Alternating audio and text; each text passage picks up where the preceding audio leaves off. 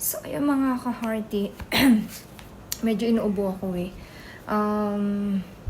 Kani-kanina lang, lumindol. So, katatapos ko lang yung maligo, ikukwento ko lang sa inyo kung ano yung nangyari. Kung ano yung saktong nangyari. So, after ko maligo, actually, medyo basa pa yung buhok ko yun eh, kasi nag-blower ako.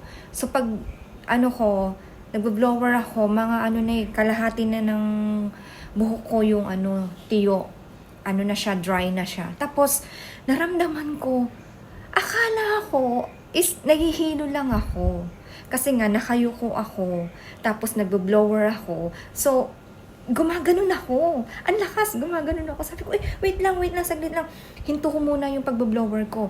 Tapos, napakapit ako. Hala, oh my God, mga ka-hearty. Hilong-hilo ako. Nakaganyan ako. Kapit ako dito sa upuan ko.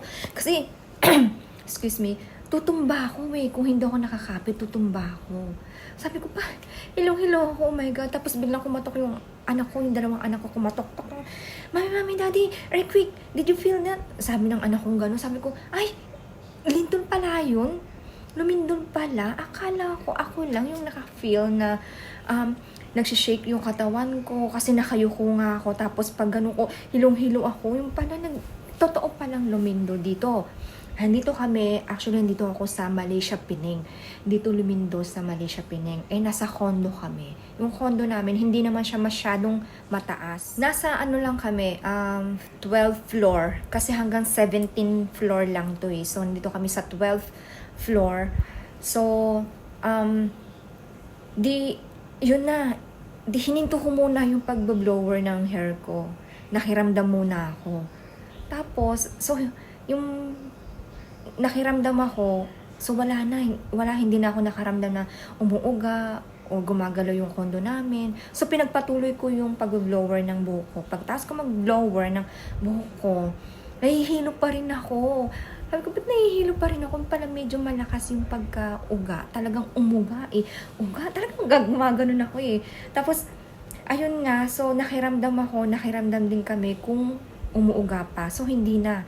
So, ngayon, after nun, nag-post ako sa Facebook na lumilindo na. Kasi nga, di ba, hindi ako natatawa doon. Kumbaga, na-shock ako sa hindi ko naman first time na makadama na lumindol, na hilo. Hindi ko first time yun. Kumbaga, natawa lang ako sa last na video ko kasi nga, alam mo yung kumbaga, idinasal ko, hindi na bumalik yung lindol. Doon ako, thank you Lord, kasi talagang, yung faith ko, grabe yung faith ko kay Jesus na hindi na babalik yung lindol o hindi na lilindol ulit.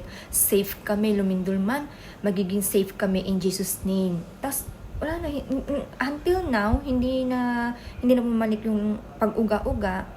Naway hindi na bumalik in Jesus' name. So, ngayon nandito pa rin kami sa taas, nandito pa rin kami sa 12th floor, sa sa bahay namin. Kasi nga si Habi is ngayon may kausap siya, nag-work siya, so may kausap siya. So, tatry ko siyang kausapin kung pwede, bumaba kami. So, actually, anong oras na ba?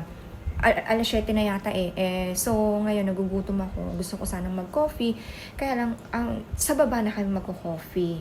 Dito kasi sa baba namin is may mga restaurant dyan, may mga coffee shop sa baba namin. So, maya-maya, siguro, basta pagkatapos niyang makipag-usap doon, bababa kami. So, yun lang mga ka-hearty, stay safe. Kailangan idasal. Ako naman, panatag ako. Sobrang panatag yung loob ko. Kasi yung faith ko kay Jesus sa ating Panginoon, malakas yung faith ko. At actually, minsan may kinakabahan ka, natatakot kasi nangyari to, pero mas lalakasan natin yung faith natin, yung pagdadasal natin sa Panginoon. So kailangan yung faith mas malakas kaysa sa takot.